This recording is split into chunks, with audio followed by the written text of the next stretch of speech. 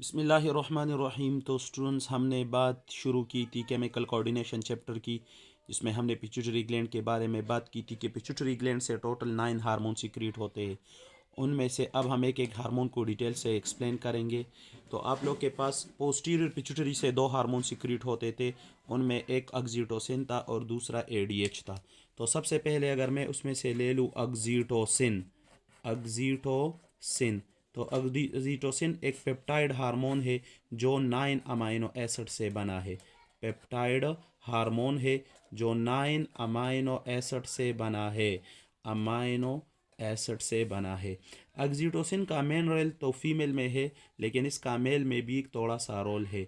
Oxytocin अगर आप mail में बात करें तो आपके फेसी के बुक ने तो कोई बात नहीं लिखी, थोड़ा सा आपके नॉलेज के लिए आपको बता दूं कि मेल में ऑक्सीटोसिन का रोल है एजिकुलेशन ऑफ सेमेन। एजिकुलेशन ऑफ सेमेन में एजिकुलेशन ऑफ सीमेन। अब बात को समझे ज़रा। आप लोग अक्सर कहते हैं, देखिए, जब एक मेल सेक्सुअली एक्साइट हो जाता है या कपुलेशन करता है, तो जब full peak of sexual excitation तक पहुंच जाता है तो लास्ट में उसकी एजिकुलेशन होती है। उसके रिप्रोडक्टिव सिस्टम से एक फ्लूइड रिलीज होता है। लोग उसे कॉमनली स्पर्म कहते हैं। असल में उसे स्पर्म नहीं कहा जाता, उसे सेमेन कहा जाता है। फिर उस सेमेन की कंपोजिशन ये होती है कि उसमें स्पर्म भी होता है और फ्लूइड भी होता है। तो फ्लूइड और स्पर्म मिलकर उसे सेमेन बनाते हैं। तो इस सेमेन की इजिकुलेशन जब भी किसी मेल की बॉडी से होती है तो ये प्रेशर के साथ होती है। तो मेल में ऑक्सीटोसिन का फंक्शन ये है कि ये इस प्रेशर को क्रिएट करते हैं। एजिकुलेशन ऑफ सेमेन में इसका रोल है, मेल में इसका रोल। और बात असल फंक्शन जो है वो ऑक्सीटोसिन का वो फीमेल में है। ठीक है। तो फीमेल में इसका एक फंक्शन तो ये है कि फीमेल में जब डिलीवरी होती है, जिसे परचोरेशन भी कहते हैं, चाइल्ड बर्थ भी कहते हैं, तो डिलीवरी के दौरान ज़रूरी है कि सपोज़ ये देखिए, आप लोग के पास मैं एक डायग्राम, सपोज़ ये आपके पास यूट्रस है। ठीक है। और इस यूट्रस के अंदर बच्चा होता है। आपको पता होना चाहिए कि डिलीवरी के दिनों में पहले तो बच्चे का हेड ऊपर होता है, लेकिन डिलीवरी के दिनों में बच्चों का हेड, आप लोग के बच्चे का हेड वो नीचे, फिर बच्चा टान कर जाता है और इसका हेड नीचे होता है। तो इस बच्चे का ये जो हेड है, ये इस यूट्रस का जो माउथ रीजन है, यानी opening, so that is called cervix. इसे क्या कहते हैं? सर्विक्स कहते हैं। तो जब बच्चे के पैदाइश का वक़्त करीब आ जाता है तो बच्चे का हेड नीचे आ रहा होता है, और ये हेड जब इस सर्विक्स रीजन को टच कर रहा होता है तो यहाँ से सिग्नल जाते हैं ब्रेन की तरफ। कहा? ब्रेन की तरफ सिग्नल जाते हैं, और वो वहाँ से ब्रेन से ऑक्सीटोसिन सिक्रीशन ज़्यादा हो जाती है। ऑक्सीटोसिन आपके यूट्रस में कंट्रैक्शन रिलैक्सेशन स्टार्ट कर देता है। तो जब यूट्रस में कंट्रैक्शन रिलैक्सेशन होना शुरू हो जाती है तो उसकी वजह से ये बच्चा और नीचे आता है, और ज़्यादा इसके रिसेप्टर के साथ टच होता है हेड, और ब्रेन को मैसेज जाता है, और ऑक्सीटोसिन सिक्रीशन। तो ये देखिए, इस मैकेनिज़्म को पॉजिटिव फीडबैक मैकेनिज़्म कहते हैं कि जितना हार्मोन सिक्रीट होगा उतना ही बच्चे का हेड नीचे आएगा, उतना ही सिग्नल ज़्यादा ब्रेन को जाएंगे और इंक्रीज़ होगा। जब इस तरह के चेंजेस इंक्रीज़ होते जाए, so that is called positive feedback regulation. और इसके बाद आप एक रेगुलेशन पढ़ेंगे जिसमें एक हार्मोन की सिक्रीशन जब ज़्यादा हो जाती है तो ख़ुद ब खुद दूसरे हार्मोन की सिक्रीशन कम हो जाती है। सो ऐसे कंडीशन को जिसमें नेगेटिव चेंजेस हो, एक हार्मोन की कंसंट्रेशन ज़्यादा होने से दूसरे हार्मोन की कंसंट्रेशन कम हो, तो उसे कहते हैं नेगेटिव फीडबैक मैकेनिज्म कहते हैं। लेकिन यह पॉजिटिव फीडबैक मैकेनिज्म। तो फीमेल में ऑक्सीटोसिन का रोल है कंट्रैक्शन।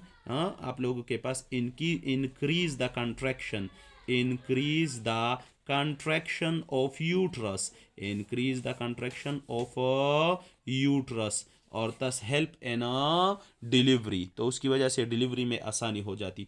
दूसरी बात, आप लोगों के पास आपने देखा होगा जब एक माँ के यहाँ बच्चा पैदा हो जाता है तो शुरू दिनों में वो इनिशियल दिनों में बिल्कुल वो माँ अपने बच्चे को दूध पिलाना चाहती है, लेकिन लोग कहते हैं कि there is no milk found in the memory gland, लेकिन उसके मेमोरी ग्लैंड से कोई मिल्क सिक्रीशन नहीं होती, और वो बच्चा बार बार माँ से दूध पिलाना चाहती है लेकिन उनके मेमोरी ग्लैंड में दूध नहीं होता।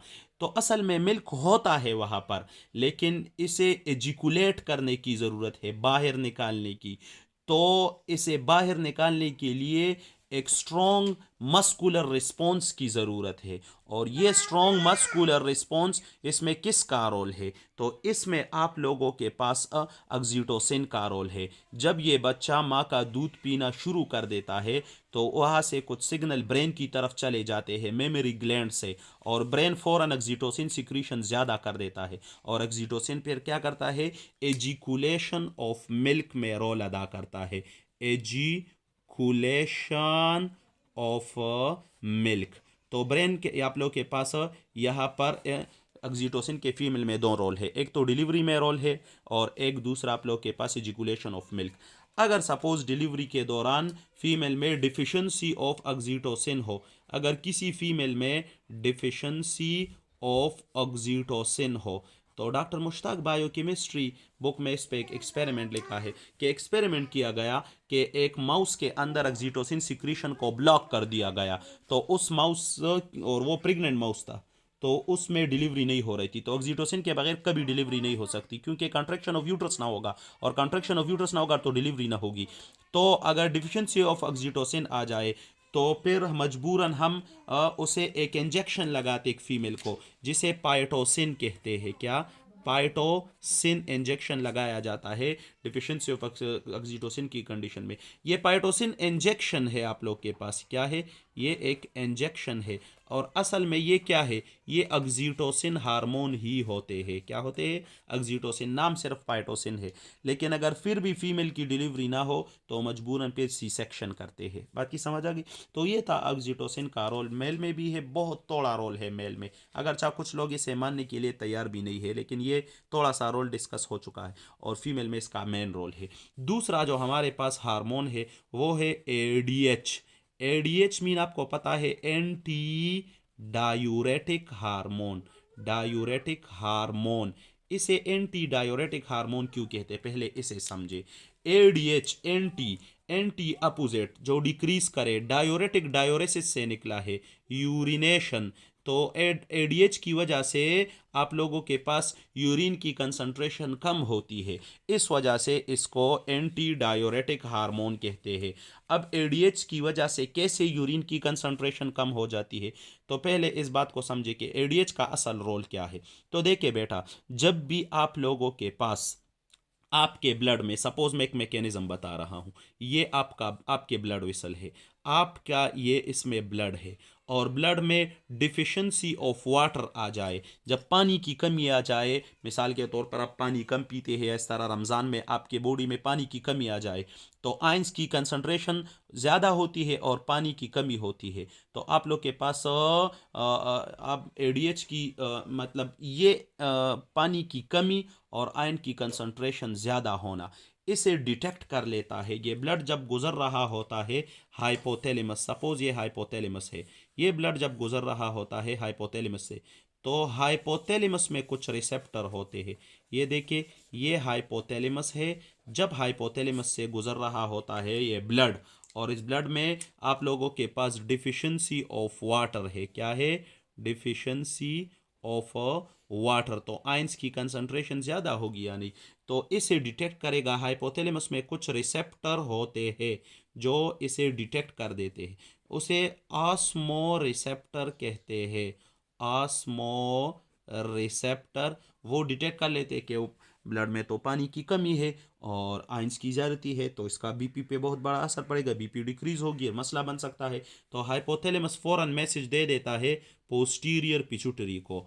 हाइपोथैलेमस फौरन किसे मैसेज दे देता है? पोस्टीरियर पिट्यूटरी को। पोस्टीरियर पिट्यूटरी फौरन सिक्रीट कर लेता है एडीएच, और एडीएच फौरन पहुंच जाता है किडनी में। एडीएच फौरन पहुंच जाता है किडनी में, और किडनी में वो क्या कर देता है? वाटर रीएब्जॉर्प्शन वहाँ पर ज़्यादा कर लेता है। किडनी में क्या करता है? वाटर रीएब्जॉर्प्शन इंक्रीज कर लेता है, रीएब्जॉर्प्शन।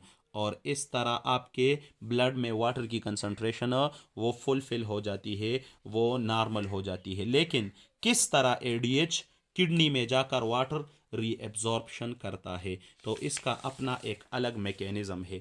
उसके लिए आपको निफ्रॉन को समझना होगा कि आपके पास किडनी में जो मेन यूनिट है वो है निफ्रॉन।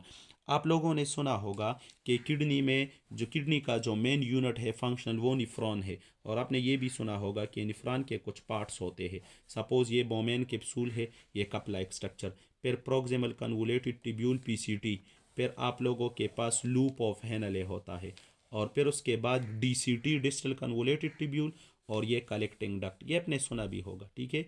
ये आप लोग के पास डीसीटी है, डिस्टल कन्वोलेटेड ट्यूब्यूल, और ये जो आप लोग के पास है ये है कलेक्टिंग डक्ट। तो आप लोग इंशाल्लाह किडनी चैप्टर में अपने पढ़ा भी होगा, कुछ बच्चों ने, कुछ ने नहीं पढ़ा होगा। तो ये जो आप लोगों के पास निफ्रॉन होता है, तो इस निफ्रॉन के अंदर यूरिन बन रहा होता है, और उसके अंदर आप लोगों के पास बहुत सा हाई कंसंट्रेशन ऑफ वाटर होता है, जो जाकर यूरिन बनकर एक्सक्रीट हो रहा होता है निफ्रॉन के अंदर। तो इसमें वाटर ज़्यादा होता है, और ये वाटर इसने जाकर यूरिन बनना है, तो यूरिन बनकर जो वाटर बॉडी से निकल जाए तो उसका तो हमें कोई फ़ायदा नहीं है। तो और ब्लड में यहाँ पर किसकी कमी है? वाटर की कमी है। तो यहाँ पर ब्लड विसल होते हैं ऊपर इस निफ्रॉन के इर्द गिर्द। तो एडीएच आकर इस वाटर से कहता है कि आप यूरिन में जाकर क्या कर लोगे? एक्सक्रीट कर लोगे, कुछ भी नहीं बन पाओगे। हमें ज़रूरत है ब्लड को, तो इस तरह करें कि आप इस निफ्रॉन से ब्लड में आ जाए। तो वाटर इसकी बात मान लेते हैं, और वाटर निफ्रॉन से आ जाते हैं ब्लड में। और ये किसके कहने पर? ये एडीएच के कहने पर। So ADH special type of protein को एक्टिवेट कर देता है, और वो प्रोटीन हेल्प करता है आप लोग के पास रीएब्जॉर्प्शन ऑफ वाटर। तो आपके पास डिस्टल कन्वोलेटेड ट्यूब्यूल में भी वाटर की रीएब्जॉर्प्शन होती है, और कलेक्टिंग डक्ट में भी होती है, और इस तरह आपके पास ब्लड में वाटर की कंसंट्रेशन नॉर्मल हो जाती है। सो एडीएच का असल काम आप क्या बताएंगे?